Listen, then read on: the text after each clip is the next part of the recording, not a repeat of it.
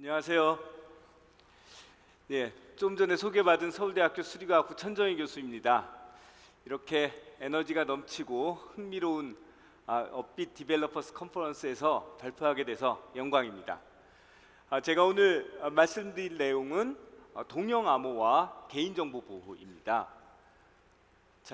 시작은 많은 분들이 궁금해하시는 게 블록체인이 보안성을 제공하느냐 궁금하시죠? 답이 예스인가요? 노인가요? 예스입니다.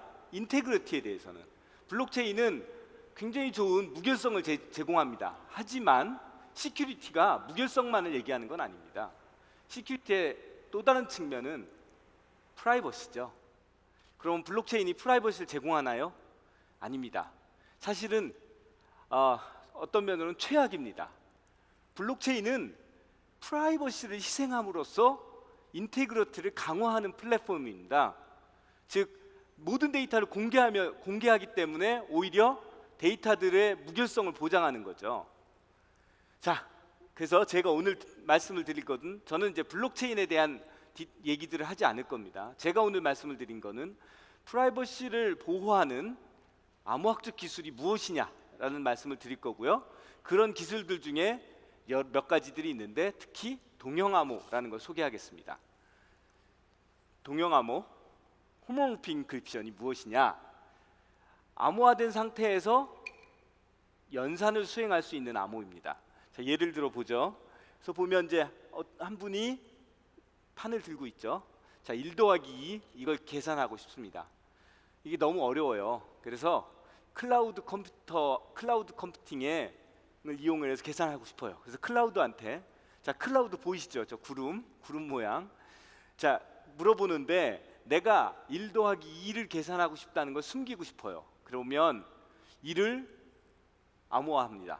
33으로 2는 54가 됐어요. 그리고 이걸 클라우드에 전달을 하면 클라우드는 계산을 합니다. 그러면 87이 돼요. 이거를 원래 요청한 사람한테 받은 사람은 복호화해서 3이라는 답을 얻게 됩니다. 이 과정에서 클라우드는 무슨 계산은 했는데 데이터는 무엇인지 알 수가 없습니다. 이렇게 보면 이렇게 복잡한 과정을 거치는 그냥 1 더하기 2를 하는 게 낫죠.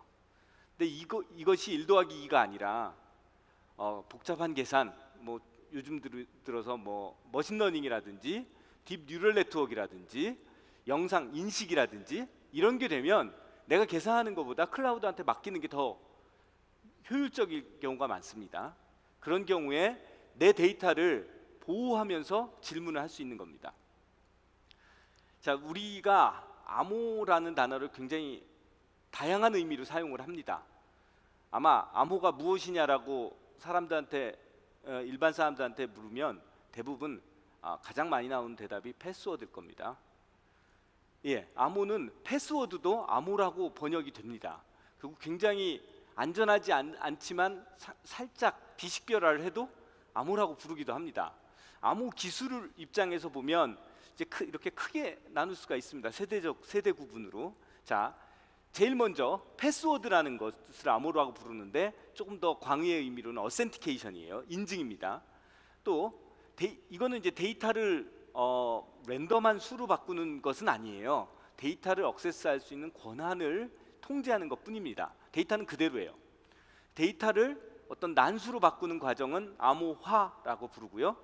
이제 대부분 시메트릭 키 인크립션 기술로 대칭키 암호 기술로 이 작업을 수행을 합니다.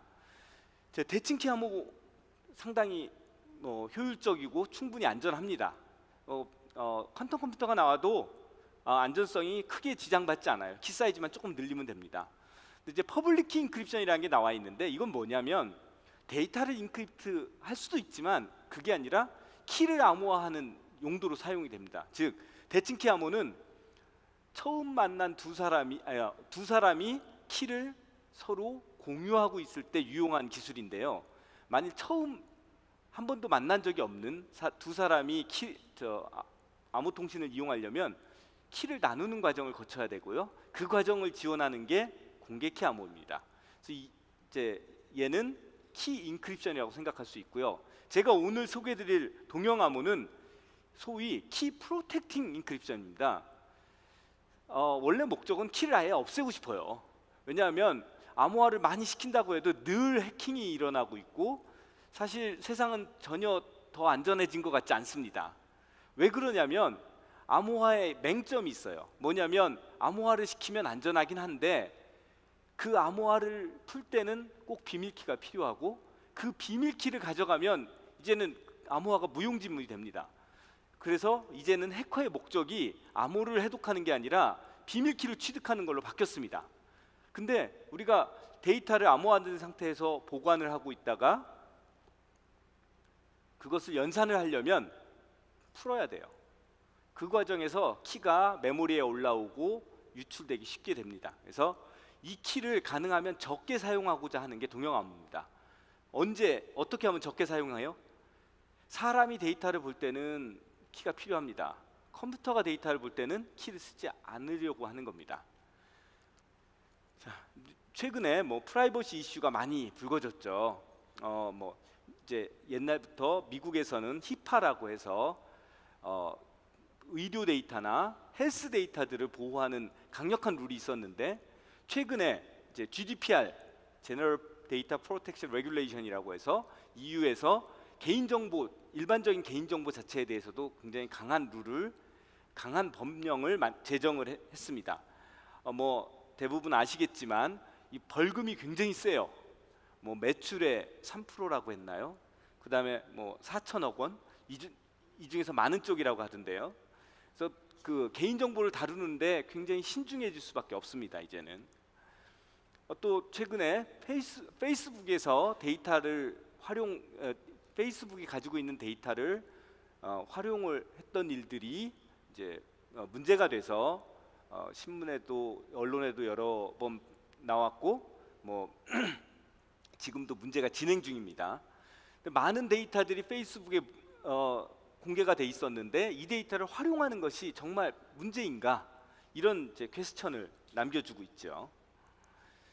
자, 왜 이런 문제들이 자꾸 발생을 하는지 보면 우리가 점점 더 많은 데이터들을 가지고 있고 점점 더 좋은 컴퓨팅 환경을 활용을 합니다. 예를 들면 지금 우리는 프라이빗 클라우드를 굉장히 많이 사용을 하고 있고 또 퍼블릭 클라우드도 많이 사용을 하고 있습니다.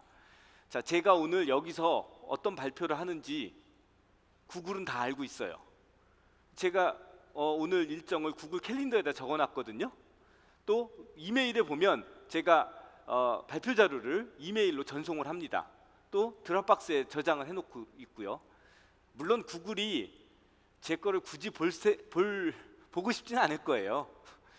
그래서 안전할 수는 있는데 보려고 마음먹으면 충분히 볼 수가 있습니다. 또 컴퓨팅 클라우드라고 해서 DNA나 계산을 할 때 아마존의 클라우드를 쓰기도 하고요.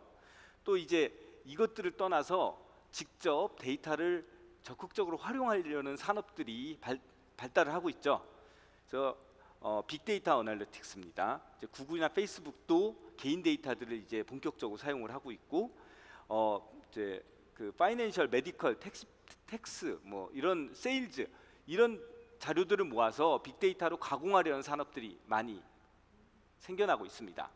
자, 이런 일들이 벌어지면서 산업이 이렇게 발달을 하면서 우리가 편리해졌습니다. 그런데 정말 편리하기만 한가요? 자, 문제가 생기는 것은 프라이버시의 문제가 생기고 있습니다. 즉 현재 우리가 가지고 있는 이런 IT 기술들은 굉장히 위험한 하인이에요. 굉장히 데인저러스한 서번트입니다. 근데 우리가 원하는 건 퍼펙트 서번트예요. 어떤 거냐면 내 비밀을 알지 않은 상태에서 내 일을 수행하게 하고 싶은 거예요. 좀 모순으로 보이죠? 제가 여기 제주 공항까지 택시를 타고 가면서 어디를 가는지는 택시 운전사한테 알려주고 싶지 않은 거예요. 말이 안 되죠? 근데 물리적인 세상에서 말이 안 되는 이런 일들이 사이버 세상에서 수학적으로는 가능할 수도 있고요. 그걸 실현해 주는 기술이 동형암호입니다. 자, 동형암호는 수학적으로 보면 이건 수학입니다. 이제 모르셔도 됩니다.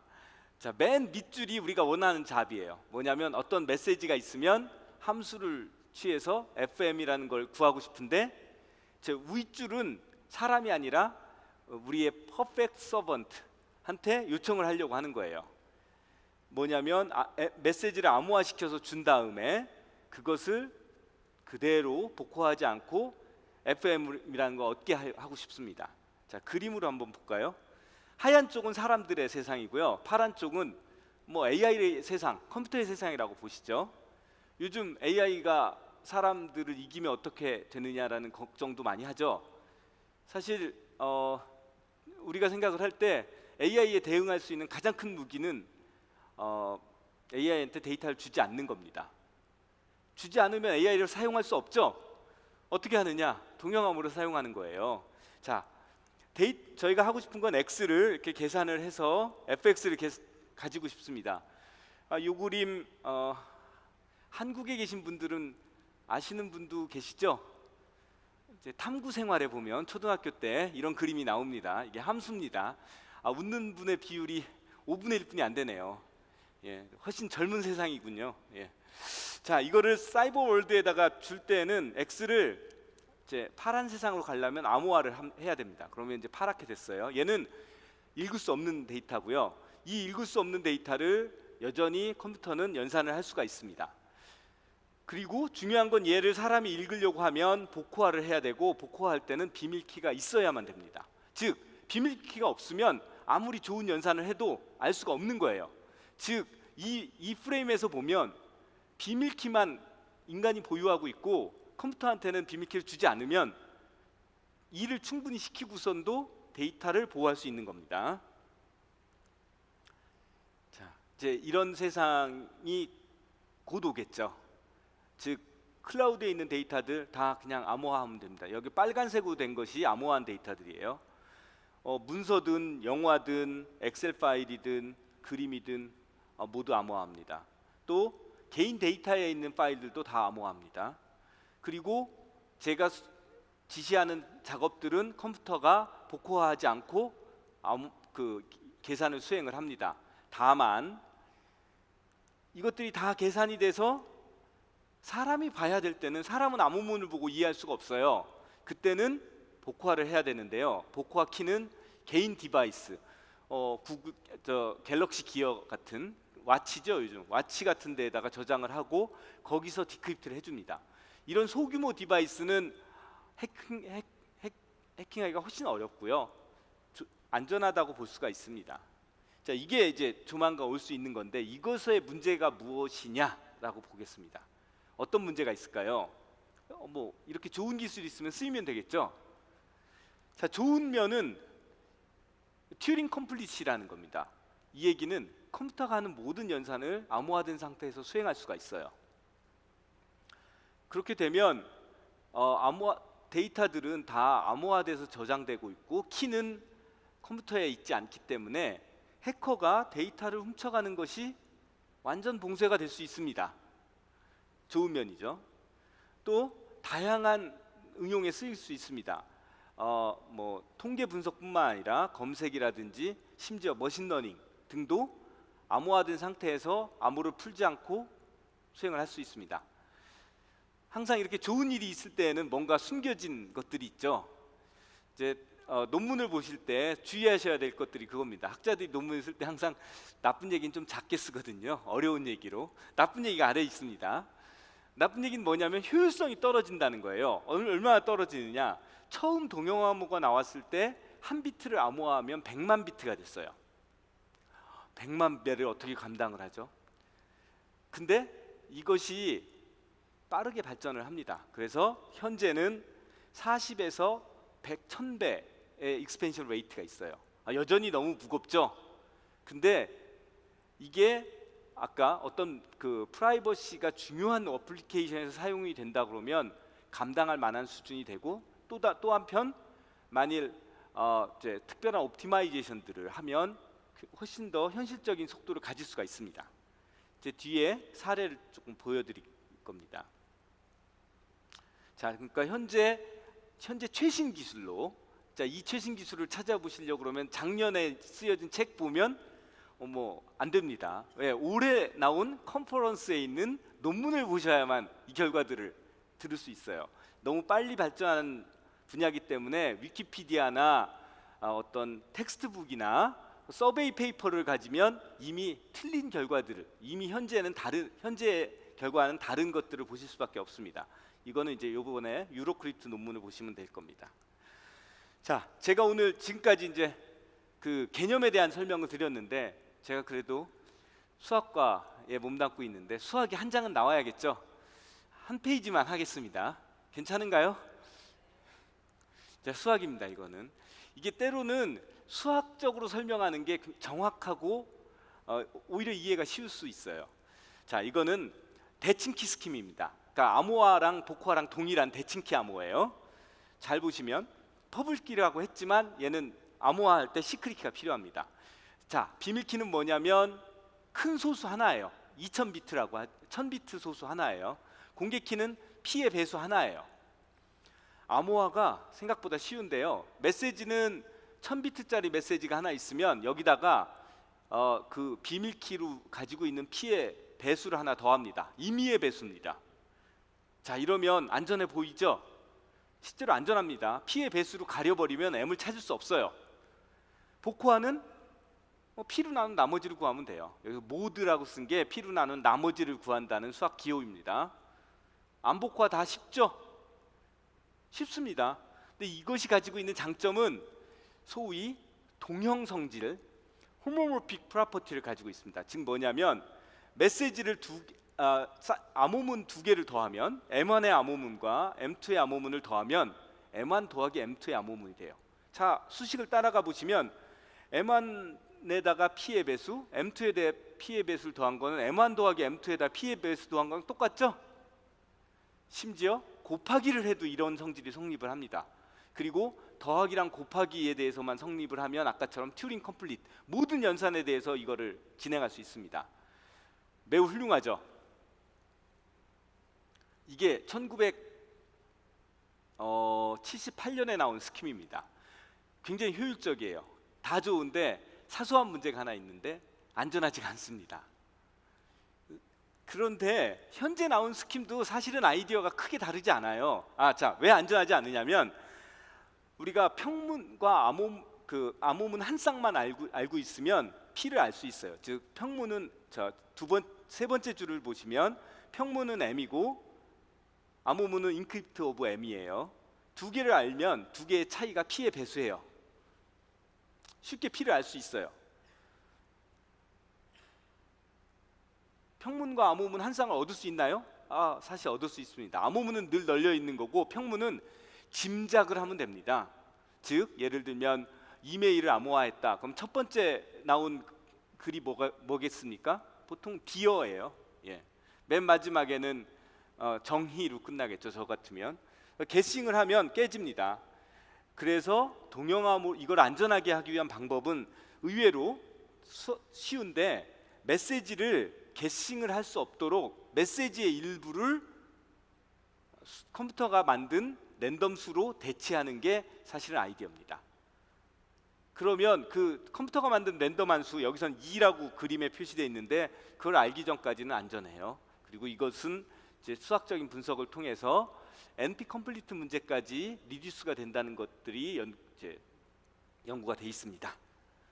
그래서 이제 동형암호의 그림은 이런 거고요. 실제로 쓰는 거는 이제 요거보다는 조금 더 복잡하긴 합니다. 효율성 때문에. 근데 이것도 써도 되는 동형암호예요. 물론 효율성은 이렇게 쓰면 아까처럼 100만 배 느려질 수 있어요. 그래서 어떤 동형암호가 있느냐, 그 이유에 이제 이거 정수상에서 이루어진 일들이 다항식이라든지 행렬로 변환이 됐고요. 거기에서 옵티마이즈가 되면서 훨씬 빠른 동형암호들이 나왔습니다. 얼만큼 빠르냐? 아무런 노력을 하지 않아도 하드웨어 발전으로 1년 반에 2배씩은 빨라지겠죠. 근데 얘는 가장 어려운 재부팅이라는 연산을 기준으로 삼았는데 2011년에 30분이 걸리던 것이 2016년에 0.05초가 걸렸어요. 대략 35,000배가 빨라졌습니다. 1년 1년이 10배에서 100배씩 빨라져요. 이거는 알고리즘의 발달, 기술의 발달에 의한 겁니다. 그래서 현재는 이제 동형암호가 이제 쓸 만큼 빨라졌어요. 자, 이제 저는 이렇게 작년에도 얘기를 했었는데요. 사실은 실제로 해보니까 조금 다르더라고요. 뭐가 다르냐면, 자, 그래서 이제 된다 그러니까 사람들이 그럼 보여달라 그래요. 그래서 프루프 오브 컨셉을 보여주려고 해보니까 조금 문제가 생겼어요. 어떤 문제냐면, 숫자 계산을 할 때, 자, 이렇게 8개의 숫자를 곱하려고 해봐요. 소수 두째 자리를 곱하면 소수 넷째 자리가 되죠. 4자리가 되죠. 소수점 이하에. 또 곱하면 8자리가 됩니다. 어허? 숫자가 점점 커져요. 이러면 동형암호는 이거의 제곱으로 커져야 되거든요. 암호문이 너무 커지는 거예요. 이게 얼마나 커지냐면, 우리 30번, 20번을 곱하면 100만 비트가 돼요. 2의 20승. 너무 커요. 실제로는 그럼 어떻게 하죠? 현실에서도 이렇게 숫자가 커질 거 아니에요. 현실에서는 라운딩, 반올림을 합니다. 근데 동형암호에는 반올림을 하기가 되게 어려워요. 동형암호는 다 가능하다고 했으니까 가능은 한데, 그래서 저희가 만든 거는 해안이란 암호 스킴은 반올림을 할 수 있는 암호예요. 즉, 암호화된 상태에서 덧셈과 곱셈만 주어지던 것이 반올림까지 주어지는 걸로 만들었습니다. 그랬더니 이제 뭐 상당히 빨라졌어요. 그래서 이제 동형암호에 대해서 궁금해하시면 이제 볼 수 있는 최신 기술들이 이제 있는데, 이게 저희 맨 밑에가 저희가 만든 해안 라이브러리고요. 그 위에 RSA랑 타원 곡선, 그다음에 IBM의 HE 라이브러리, MS 리서치의 CL 라이브러리를 비교를 했는데, 포인트로 보실 거는 인크립션과 디크립션을 보시면 공개키나 별로 안 달라요. 속도가 수십 미리세컨드죠. 근데 게다가 얘는 위는 원소 하나를 암호화시키는데 아래는 벡터를 암호화시키기 때문에 실제로는 더 빠릅니다. 다만 곱셈을 할 때 수 미리세컨드가 걸리기 때문에 조금 느립니다. 이게 이제 동형암호가 느리다는 문제. 동형암호가 암복화하는 공개키보다 훨씬 빨라요. 암호화된 상태에서 계산이 느린 겁니다. 또 뭐 이거는 뭐 소개를 안 해드려도 될 것 같은데, 이제 여전히 지금도 발전을 하고 있습니다. 올해 유로크위트 2018에 저희가 소개한 논문으로 보면 이제 훨씬 더 빨라졌어요. 뭐 4초로 줄고, 뭐 올해 세계에서 발표한 논문은 이제 5배가 더 빨라지고, 이런 결과들이 있습니다. 자, 이런 동형암호를 가지고 무엇을 할 수 있을까요? 자, 이 슬라이드를 좀 급히 넣었는데요. 동형암호에 대한 개념을 이해하기 위해서 이거는 사실은 MS에서 처음 논문에서 제안했던 건데, 이런 서비스가 가능합니다. 개인 디바이스에서 헬스 데이터를 모은 다음에 서버에 보내서 건강 정보를 확인을 하고 그걸 개인한테 돌려주는 서비스를 생각을 해보죠. 이런 서비스들을 많이 생각을 하죠. 근데 이 서비스를 할 때 서비스가 어떻게 이루어지냐면, 개인 데이터는 나이, 키, 몸무게, 혈압, 콜레스테롤, 이런 정보들을 모아서 이제 서버한테 전송을 하면, 서버는 이것들을 소위 선형결합, 리니어 컨비네이션을 합니다. 그리고 그것을 시그모이드 함수라는 어떤 이제 비선형 함수에다가 집어넣으면, 이 사람이 심장마비 걸릴 확률이 얼마다라는 게 나옵니다. 근데 이 과정에서 이 개인 데이터들을 노출하기 싫으면 암호화한 상태에서 주는 겁니다, 서버에. 그럼 서버는 복호화하지 않고 계산을 하고요. 그 다음에 그거를 돌려줍니다. 그러면 개인이 그것을 풀어서 내가 심장병에 걸릴 확률이 높구나, 이런 걸 알 수 있습니다. 왜 이런 서비스들이 필요하냐면, 사실 건강 정보, 더 나아가서 DNA 정보 같은 건 굉장히 위험한 정보예요. 얼마나 위험하냐면, 스트레인지 비전이라는 이제 그 스컬프처가 있는데, 이건 뭐냐면 공공장소에서, 뉴욕의 공공장소에서 머리카락을 주운 다음에 그 머리카락에 DNA를 분석을 해서 얼굴 만드는 소프트웨어로 조각을 했는데 비슷하다는 겁니다. 최근에는 DNA 갖고 몽타주를 작성해서 범인을 잡은 사례도 있어요. 즉 개인정보가 모이면 생각보다 훨씬 위험합니다. 그래서 최근에는 이제 암호화된 상태에서 DNA를 처리하는 이런 어플리케이션들도 이런 콘테스트가 나와 있고요. 저희도 작년에 참가를 했었는데 작년의 태스크가 암호화된 상태에서 머신러닝을 수행을 하는 거였습니다. 이런 데까지 왔습니다. 네, 저희가 작년에 동영암호 태스크에서는 우승을 했었습니다. 이거 이외에도 여러 가지 어플리케이션들이 있는데 논문들을 분석을 해봤습니다. 머신러닝이 11편이 있었고요. 뉴럴 네트워크, 지노믹 데이터, 헬스 데이터, 바이오메트릭 데이터, 에너지 매니지먼트, 빅데이터, 애드버타이징, 인터넷 오브 띵스, 일렉션 이런 류의 이제 암호 응용이 되고 있습니다. 자, 보시면 사람들이 가장 관심이 있는 게 머신러닝이에요. 머신러닝이 동영암호랑 굉장히 잘 어울립니다. 머신러닝은 근사 계산을 하거든요. 그리고 사람이 중간에 판단을 하지 않고 머신이 처음부터 끝까지 수행을 해요. 이런 일들이 동영암호에 굉장히 유리합니다. 자, 어떻게 하냐면 로 데이터가 있으면 동영암호로 암호화 해놓고 거기에서 트레이닝 알고리즘을 돌리면 암호화된 모델이 나옵니다.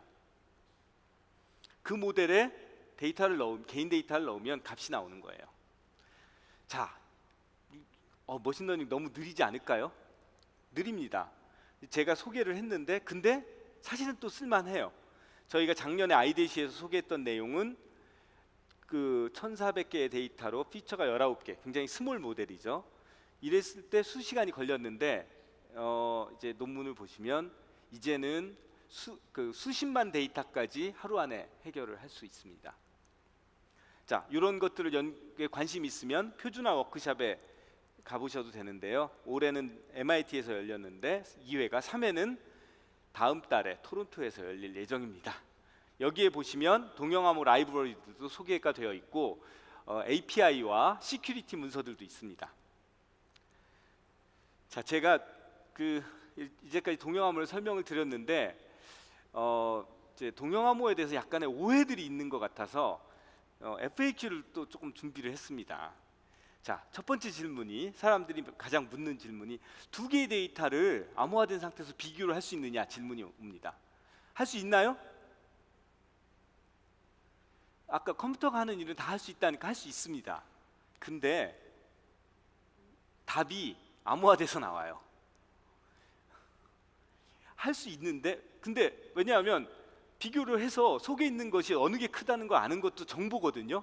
깨지는 거예요. 알면 얘는 암호화된 상태에서 나오기 때문에 키가 있는 사람만 답을 알 수 있는 겁니다. 그러면 그 이상의 정보를 얻을 수 있나요? 없어야 됩니다. 동영암호는 아까처럼 키가 없는 한은 어떤 정보도 얻을 수 없는 겁니다. 또 퀀텀 컴퓨터가 나오면 안전한가요? 안전하다고 믿고 있습니다. 아까처럼 어떤 리덕션이 있어요. 근거들이.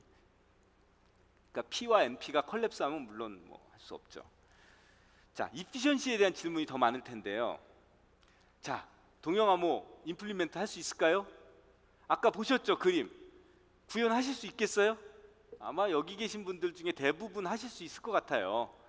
할 수 있습니다. 문제는 효율성이 꽝이 될 겁니다. 왜냐하면 컨셉 수준의 얘기랑은 다릅니다. 컨셉은 쉽지만 옵티마이제이션들이 많이 필요하기 때문에 아마도 1000배 이상 느릴 겁니다. 예를 들면 한 바이트를 암호화하면 100만 바이트가 될 수도 있어요. 그러면 어떤 고속화 알고리즘을 사용을 해야 되나요? 이게 약간 문제인데요. 혹은 저한테는 다행히도 대수적 정수론 같은 고급 수학을 활용을 해야 됩니다. 혹은 FFT 같은 알고리즘을 활용해야 돼요. 아니면 조금 기다리시면 지금 많은 학자들이 라이브러리를 만들어서 공개를 하고 있기 때문에 그걸 사용하시는 게 더 효율적일 수 있습니다. 어디에 가면 있느냐? 조금 전에 말씀드렸듯이 homomorphic-encryption.org 같은 데에 가면 소개가 되어 있고 저희 라이브러리는 해안, 그 다음에 TFH 이런 것들이 GitHub에서 활용할 수 있는 것들입니다. 그러면 실제 왜 이런 것들이 어려우냐라고 말씀드리면 가장 대표적으로 말씀드릴 수 있는 게 얘는 그냥 계산을 하는 게 아니라 동영암호 안에 있는 노이즈가 얼마나 되는지를 계산을 하면서 계산을 해야 돼요. 노이즈 컨트롤이 어렵습니다. 그리고 계산을 평문 상태에서는 동일한 계산이 암호화된 상태에서 어떤 방식을 따르냐에 따라서 알고리즘에 따라서 효율이 극단적으로 달라질 수 있습니다. 또 두 번째는 얘는 기본적으로 평문 하나를 암호화하는 게 아니에요. 평문을 10,000개 정도를 동시에 암호화하는 겁니다. 그러니까 벡터의 인크립션에 가깝거나 행렬의 인크립션이기 때문에 그 원소들을 잘 다루어야 됩니다. 이게 이제 기본적인 어려움들이 좀 있습니다.